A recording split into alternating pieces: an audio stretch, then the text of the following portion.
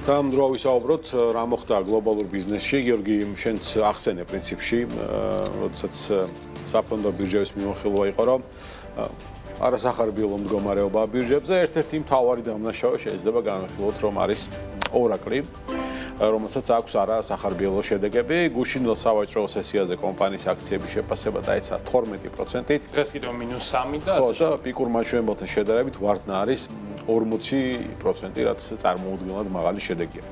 ორაკლის მკვეთრი დაღმასვლა არადამაკმაყოფილებელი ფინანსური შედეგებით არის განპირობებული, როგორც გასული კვარტალის ანგარიშგებიდან ირკვევა კომპანიამ 2026 წელს საინვესტიციო პროექტების კაპიტალური დანახარჯის მოცულობა გაზარდა 15 მილიარდამდე და ეს რა თქმა უნდა არ მოეწონათ ინვესტორებს.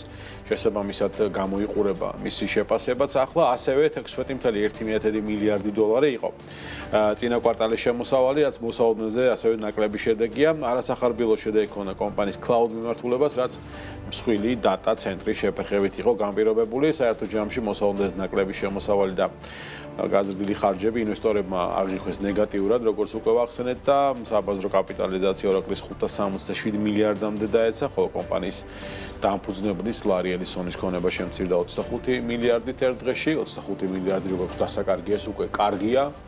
და კიდევ 258 რომ გრჩება, ეგ უკეთესია. დოლარი შეადგინა.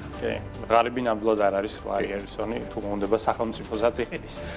AI-ის მიმართულებით ინვესტირებას აკრიტიკებენ ხშირად ინვესტორები და მათ შორის ანალიტიკოსები, თუმცა ეს არ აჩერებს Disney-ს და ის ახორციელებს მილიარდი დოლარის ინვესტიციას OpenAI-ში, რათა მისგან მიიღოს უახლესი თაობის LLM მოდელებზე წვდომა და მათ შორის ყველაზე მნიშვნელოვანი მოდელი, რაც Disney-ს სჭირდება, ეს არ არის ChatGPT, ეს არის, რა თქმა უნდა, Sora.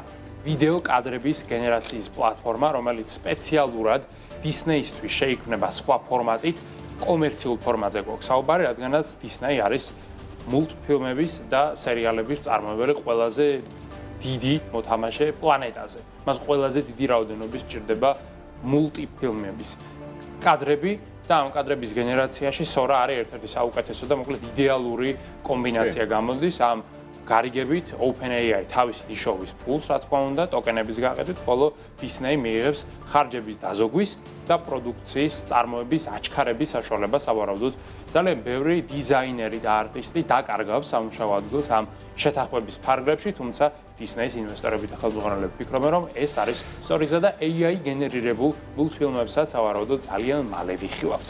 ხო, როგორ მიიღებს მაყურებელი AI გენერირებულ მულტფილმებს, ამას იხილავს უკვე Disney-ის შემოსავლები, ნახოთ როგორ განვითარდებით ამ მიმართულებით და ფარმაცევტული სექტორი Eli Lilly, რომელმაც განაცხადა, რომ ალაბამას შტატში ერთ-ერთ ქალაქში 6 მილიარდის ღირებულების საწარმოს ააშენებს, მიზანი ჭარბიწონის საწინააღმდეგო ექსპერიმენტული აბების და ასევე მედიკამენტების წარმოების გაზრდა, რომელზე მოთხოვნაც საკმაოდ გაზრდილია და მისი კონკურენტი Novo Nordisk-ის ბოლო წლებში ამერიკის შეერთებულ შტატებზე მოთხოვნის დის გამო რაღაც გარკვეული პრობლემებით შეექმნათ მიწოდებისა შესაბამისად ეს ფარმაცევტული კომპანია ფიქრობს, რომ წარმოების ზრდა აქ არის გამოსავალი და ასევე დაჩქარება სამედიცინო პროცესების, როგორც მოგეხსენებათ, ერთია მედიკამენტის შექმნა და მეორე შემდეგ მისი ბაზარზე გამოშვება, რომელსაც ბევრად მეტი დრო სჭირდება, ვიდრე თქვათ მედიკამენტის შექმნას, ასეთი პრეცედენტები უამრავია მიმდინარე პერიოდშიც და ზოგადად მსოფლიოშიც.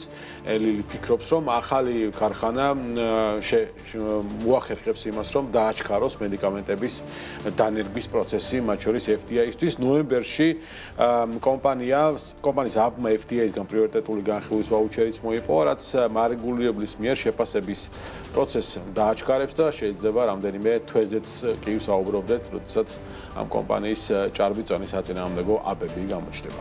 ხო, მარეგულირებელი ახსენე და მინდა ვისაუბროთ ერთ ძალიან მნიშვნელოვან საკითხზე, რაც უკავშირდება ამერიკის ფედერალურ სასამართლოს, რომელმაც დო კვონი სნო ბრალდებულად დანაშავეთ და მას მიუსაჯა 15 წლით პატიმრობა. დო კვონი შეიძლება ბევრს არაფერს გეუბნებოდეთ, მაგრამ შეიძლება იცნობდეთ მის მიერ დაფუძნებულ კრიპტო პროექტს Terra Lunas, რომელიც 2022 წელს გაკოტრდა და ჩაიყოლა ლამის მთელი ინდუსტრია, მათ შორის ათასობით ქართველმა ძალიან დიდი მოცულობის ინვესტიციები დაკარგა ამ პერიოდში. საერთო ჯამში გამოძიებით დადგინდა, რომ ზარალის მოცულობამ ამ პროექტის გაკოტრების შედეგად შეადგინა 50 მილიარდი დოლარი და როგორც მოსამართლე ამბობს, ეს არ იყო შემთხვევითობა, ეს იყო რეალურად პირამიდა, მარტივად რომ ვთქვა, თაღლითური სქემა და დო კვონი მისი შეფასებით არის კაცობრიობის ისტორიაში ყველაზე დაუნდობელი თაღლითი, რომელმაც ძალიან კარგად იცოდა, რაც მოხდებოდა, რომ ამდენი მილიარდის ქონება გაქრებოდა, მაგრამ მას არაფერი გაუკეთებია იმისათვის, რომ ეს ყველაფერი